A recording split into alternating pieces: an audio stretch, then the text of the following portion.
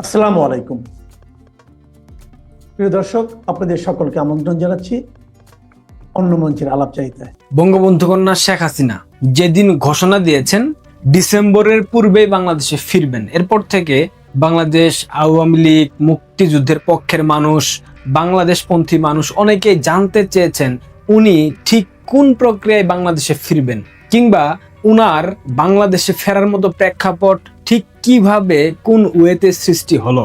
এই প্রশ্নটা সবার মনের মধ্যে ঘুরপাক খাচ্ছে। অনেকে আমাকে প্রশ্ন করেছেন, আমার যেটা বিশ্লেষণ বা আমার যেটা মনে হয়েছে আমি সেই কথাগুলো আপনাদেরকে বলি, এরপর আপনারা প্রত্যেকটা ডট মেলাবেন, এরপর বুঝবেন আসলে বঙ্গবন্ধু কন্যা ঠিক কি কারণে বাংলাদেশে ফিরছেন এবং কি কারণে বঙ্গবন্ধু কন্যার রাজনীতি সবসময় প্রাসঙ্গিক ছিল, এখনো প্রাসঙ্গিক আছে। বিএনপি, জামায়াত, তাদের প্রভুকে মার্কিন যুক্তরাষ্ট্র, কালার রেভলিউশন ঘটাইছে কে? মার্কিন যুক্তরাষ্ট্র। ইউনূসকে ক্ষমতায় বসিয়েছিল কে? মার্কিন যুক্তরাষ্ট্র।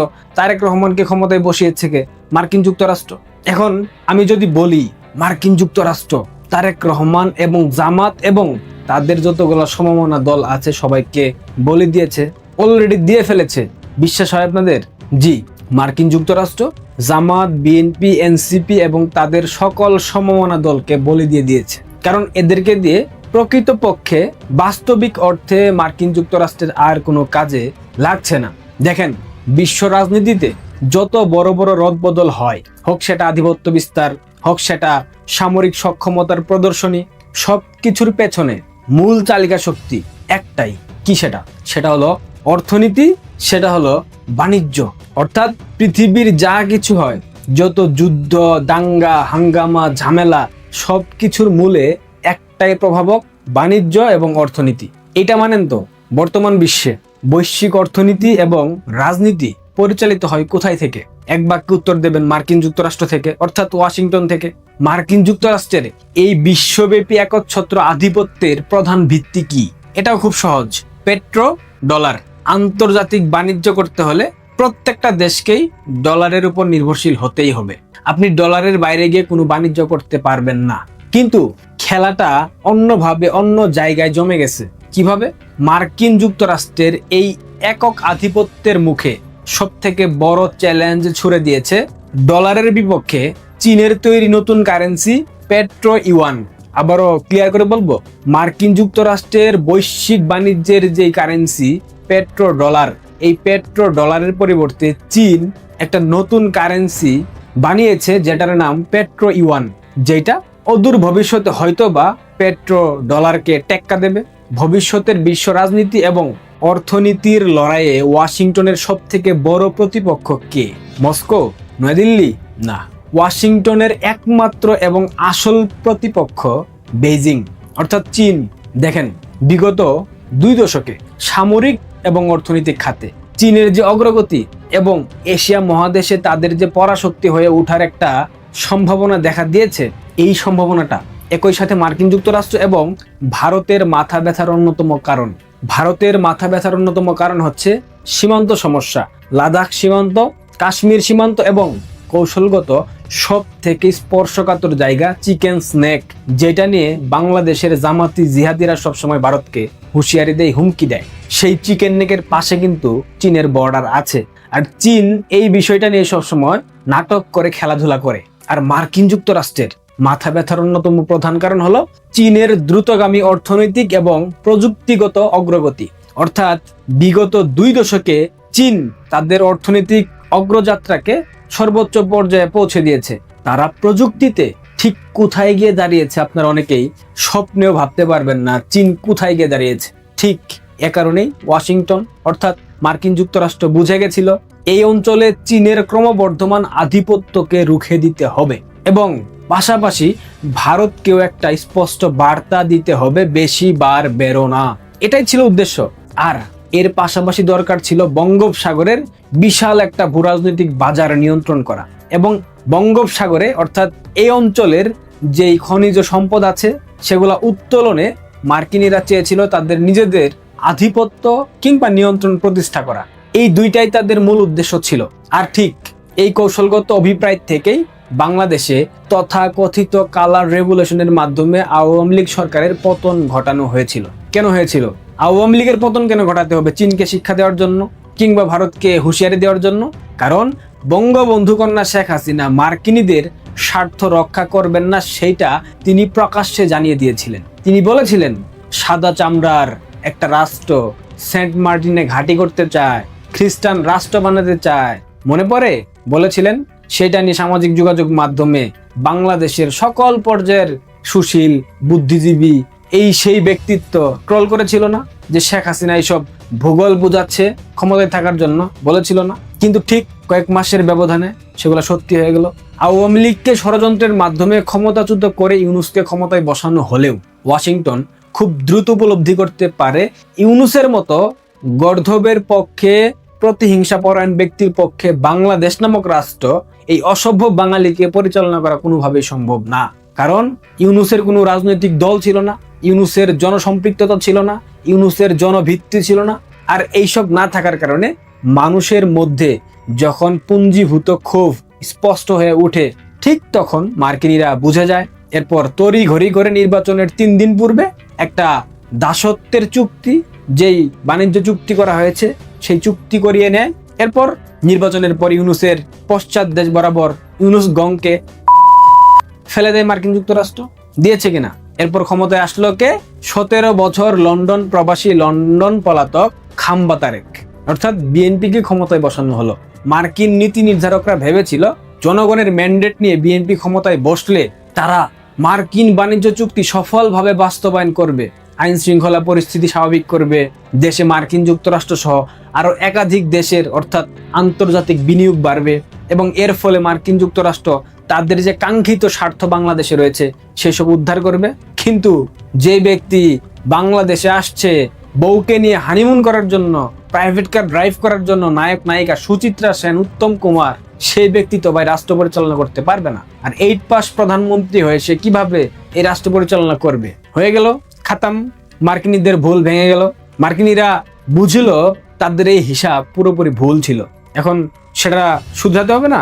ক্ষমতায় বসার পর বিএনপি সরকারের অতিরিক্ত চীন প্রীতি দেখলেন তো। প্রথম সফর চীন, ক্ষমতায় বসাইলো মার্কিন, সফর করে চীন, চমৎকার না?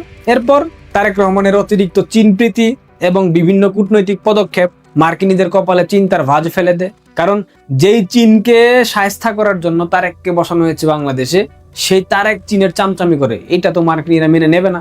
সুতরাং মার্কিনীরা বুঝে গেছে দেশের বর্তমান অর্থনৈতিক পরিস্থিতি যেই নাজুক অবস্থায় আছে, তেল নাই, গ্যাস নাই, বিদ্যুতের দাম বৃদ্ধি, দ্রব্যমূল্যের ঊর্ধ্বগতি, বেকার মানুষের পেটে ভাত নাই, সরকারি কোষাগার শূন্য, নতুন কোনো বড় বিনিয়োগ নাই।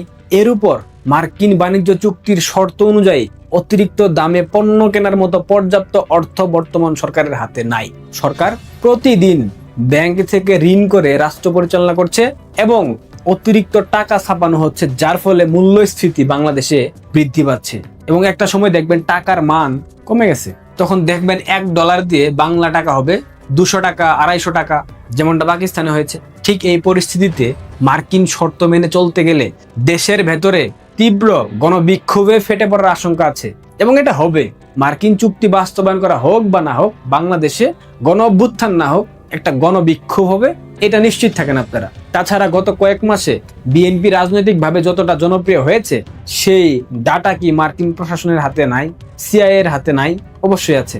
ওয়াশিংটন ভেবেছিল বিএনপি এবং জামাত মিলে একটি স্থিতিশীল বাংলাদেশ উপহার দেবে, সেখানে আওয়ামী লীগের কোনো অস্তিত্ব থাকবে না, এটা তারা ভেবেছিল। কিন্তু লন্ডন ফেরত 8 পাস প্রধানমন্ত্রী, যার বেশিরভাগ সময় কাটে বউয়ের সাথে, সে রাষ্ট্র পরিচালনা করলে সেই রাষ্ট্র গোল্লায় যাবে, সেই রাষ্ট্রের অর্থনীতি গোল্লায় যাবে। তার উপর আবার নতুন করে যে যুক্ত হয়েছে জঙ্গিবাদ, উগ্রবাদ, মৌলবাদ, আইসিস, লস্করে তাইয়েবা, জৈশে মোহাম্মদ, জামায়াতুল মুজাহিদিন বাংলাদেশ, ফাতাল কমব্যাট, এই সকল ধর্মীয় উগ্রবাদ এবং জঙ্গি তৎপরতার কারণে মার্কিনীরা আর বিএনপির প্রতি ভরসা পাচ্ছে না। সব থেকে বড় বিষয়, তারেক রহমানের সাম্প্রতিক চীন সফর, চীনা যুদ্ধ বিমান কেনার প্রতিশ্রুতি এবং কূটনৈতিক ঘষামানজার একটা ব্যাপার থাকে না, এই বিষয়গুলো মার্কিন গোয়েন্দা সংস্থা এবং মার্কিন নীতি নির্ধারকদের গায়ে এসে লেগেছে। আর এ কারণেই মার্কিন প্রতিনিধি সার্জিও গোর বাংলাদেশে এসে প্রধানমন্ত্রী তারেক রহমানের সাথে বৈঠক করলেও বিএনপির দলীয় প্রতিনিধি দলের সাথে কোনো প্রকার বৈঠক করেন নাই।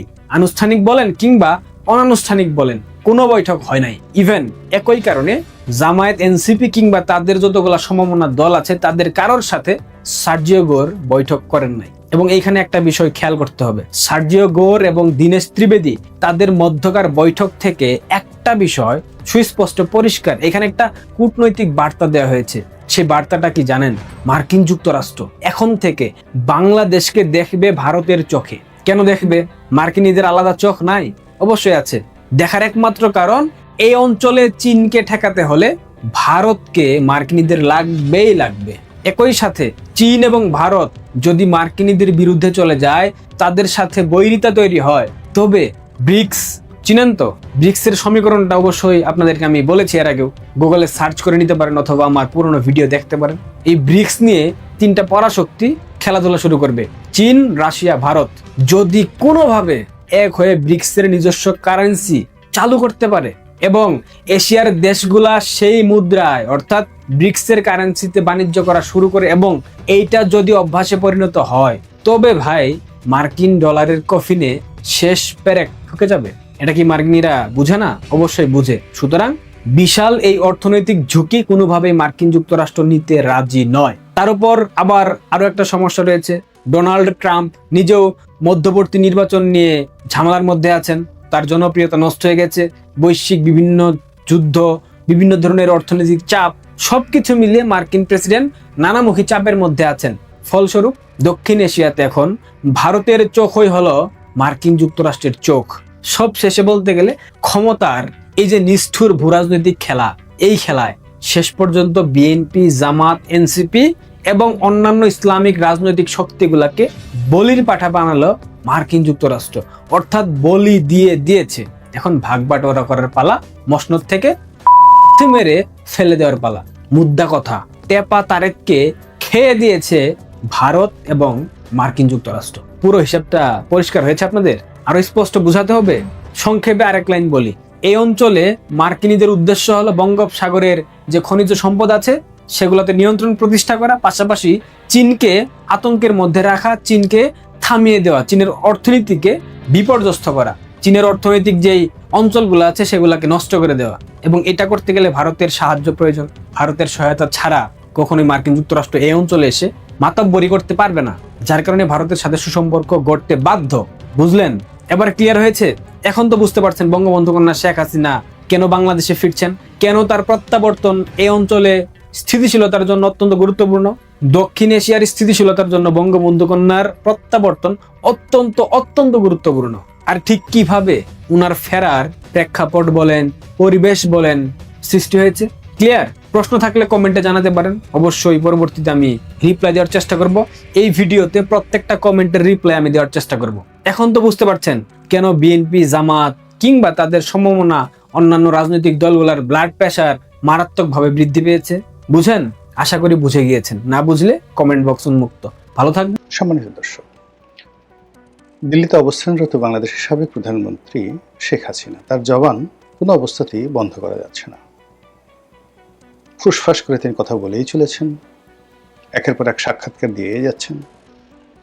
সেটা নিজের বক্তব্যের মাধ্যমে হোক, লিখিত বক্তব্যের মাধ্যমে হোক, কখনো কখনো টেলিগ্রামে, কখনো কখনো সেই সামাজিক যে মাধ্যমগুলো রয়েছে সেখানে, আবার রয়টার্স, ওয়াশিংটন পোস্ট থেকে শুরু করে ইকোনমিক্স, মানে যত সেই হিন্দুস্তান টাইমস, পাকিস্তানের ডন, ইন্ডিয়ান এক্সপ্রেস, যত বিখ্যাত পত্রিকা রয়েছে দুনিয়ার, এই জাপান, জার্মানি, অস্ট্রেলিয়া, সমস্ত পত্রপত্রিকাগুলোতে কোথা থেকে তিনি সেই সমস্ত লবিস্ট ম্যানেজ করে, সেটা তিনি করে না ভারত সরকার করে আল্লাহ জানে, একটার পর একটা বোমা ফাটিয়ে যাচ্ছেন গত 2 বছর ধরে। আওয়ামী লীগ বাংলাদেশে আমরা খুঁজে পাচ্ছি না, পথে ঘাটে কোথাও আমি আওয়ামী লীগকে দেখি না। মাঝে মধ্যে 2-1 সালাম দেয়, কানে কানে এসে বলে যে ভাই অমুক জায়গার অমুক ছাত্রলীগ বা আওয়ামী লীগের অমুক কমিটিতে ছিলাম, কিন্তু ঠিক ওইভাবে জনারণ্যে বুক ফুলিয়ে সিনা উঁচিয়ে বাংলাদেশে কোথাও কোনো ওইভাবে বাস্তব আওয়ামী লীগ দেখা যাচ্ছে না। কিন্তু শেখ হাসিনার যে টোন, তার বক্তব্য, তার কৌশল, হোয়াট এভার মেবি, তার সেটা জারি জুরি বাহাদুরি, এটা কেবলমাত্র তার জবান, যেটাকে আমরা বাংলায় বলতে পারি সুপা, সরস্বী করে সু পয়া করে পা, সুপা।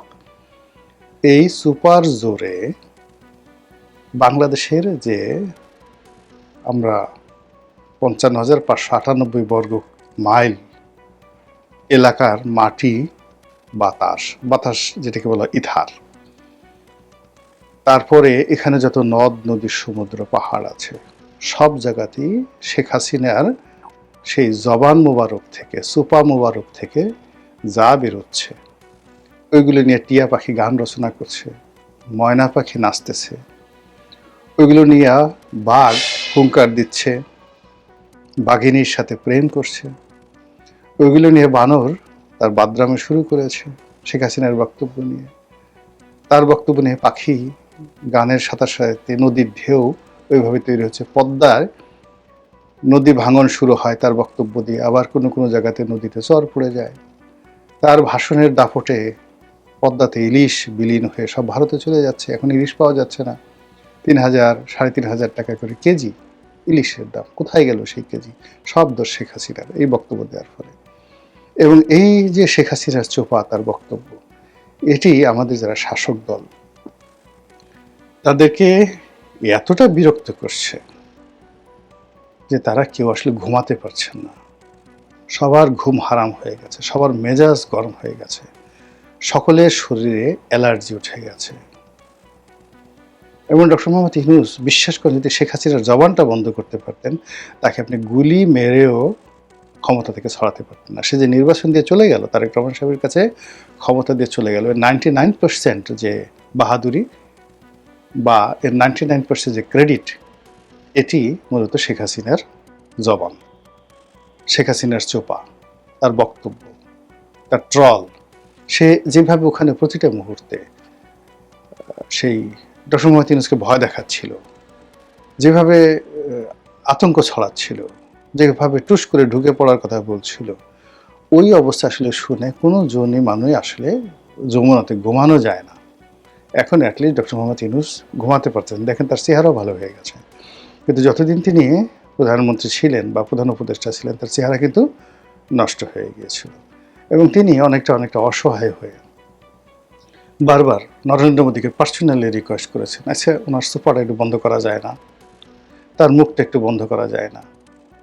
এই ভারত সেটা করে নাই। ভারত তো মানে কি বলবো, আমরা যেটাকে বলি ফাজিল, দুষ্ট, আমরা যেটাকে বলি, যাকে বলা হয় হয়তো দুষ্ট আর ফাজিল, এটাই ভালো।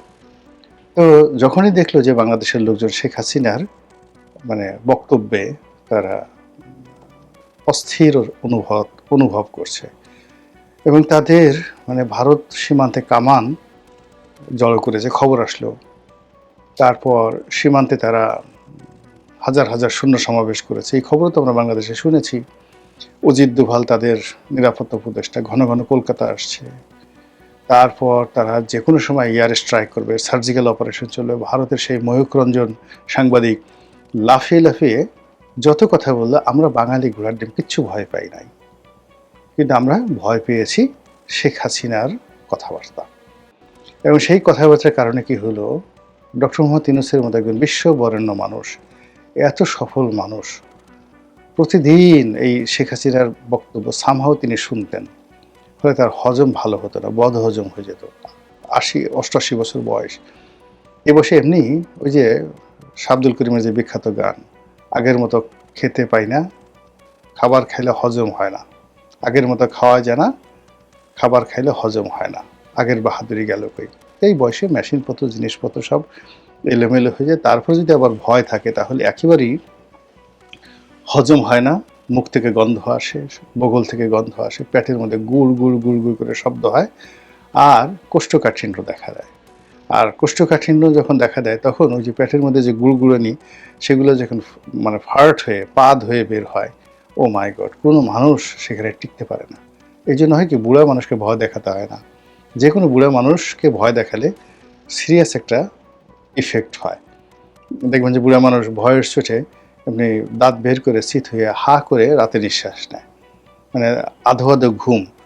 আমাদের গ্রামের কয়েকজন বুড়া মানুষকে আমি দেখেছি, তাদের ওই মরার আগে বিভৎস হয়ে গেল চেহারা, হা করে ঘুমাতো, দাঁতগুলো বের হয়ে থাকতো, কি যে একটা বিভৎস। এই জন্য আমি আসলে সবসময় করি কি, বুড়া মানুষকে কখনো ভয় দেখায় না, তাদেরকে সান্ত্বনা দিতে হয়।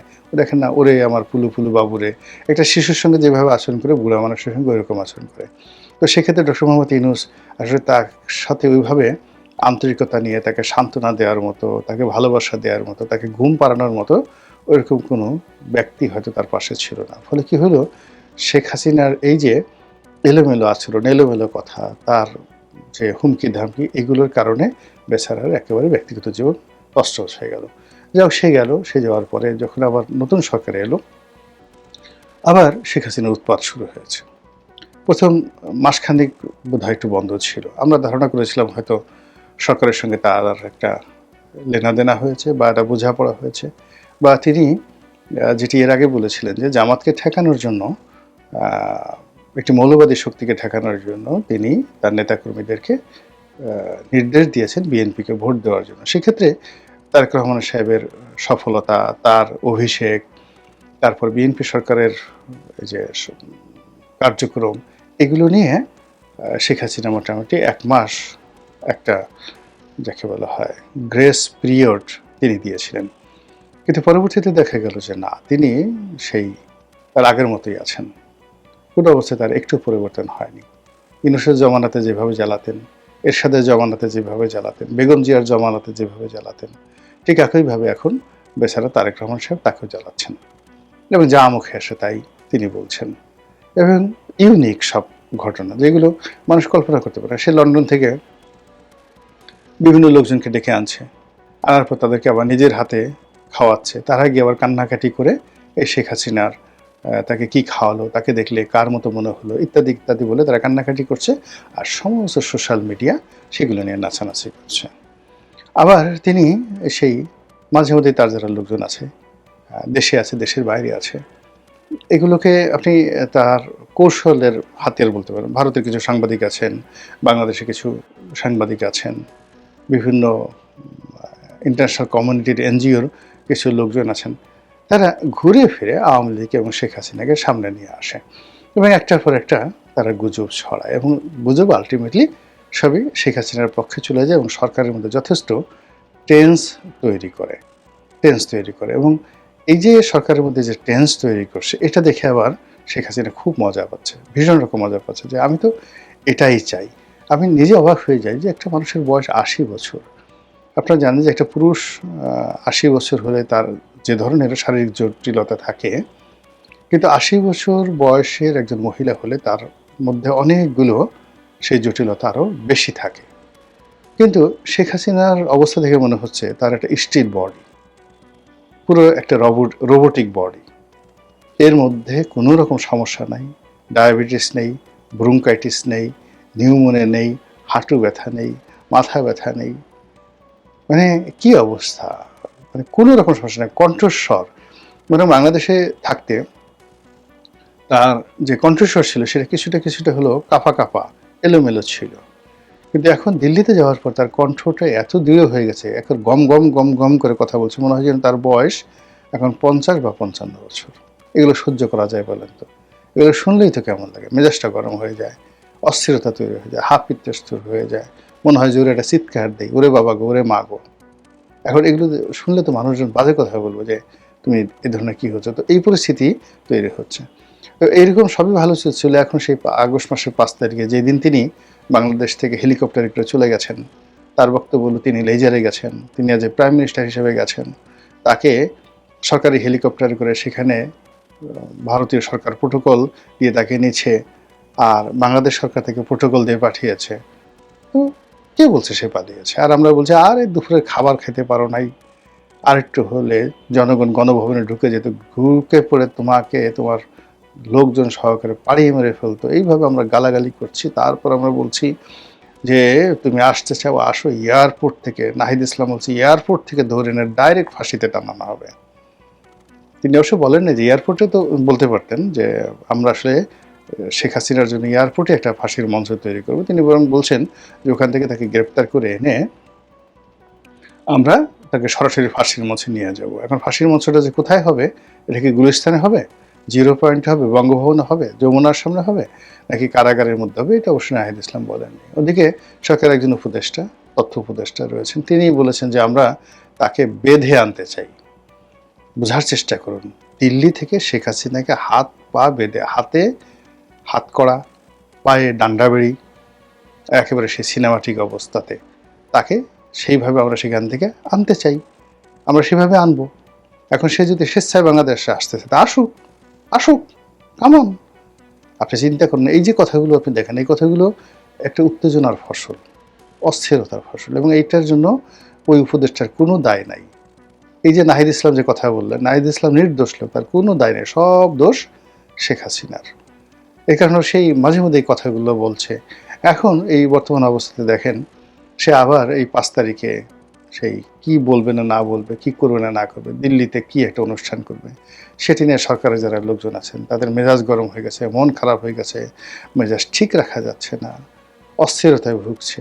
ফলে সরকারের একজন কর্তা ব্যক্তি, ভারতের যে রাষ্ট্রদূত বাংলাদেশে আছেন মন্ত্রী পদমর্যাদায়, দীনেশ ত্রিবেদী, তার সঙ্গে দেখা করলেন, মানে দীনেশ ত্রিবেদীকে ডেকে আনলেন বা তিনি এলেন। এখন দীনেশ ত্রিবেদীর কাছে বললেন যে আপনি এই শেখ হাসিনার এই ভাষণ শাসন দেওয়া বন্ধ করেন।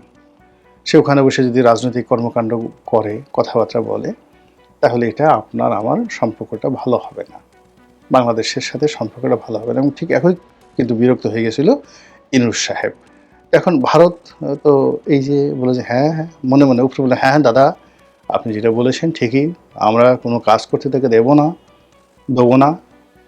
তো ওরা বলে দেবো না, তাকে আটকে রাখবো এবং খাবার দাবারও কমায় দেবো, এবং আপনাদের ইচ্ছা অনুযায়ী সব কিছু হবে, চিন্তা করবেন না।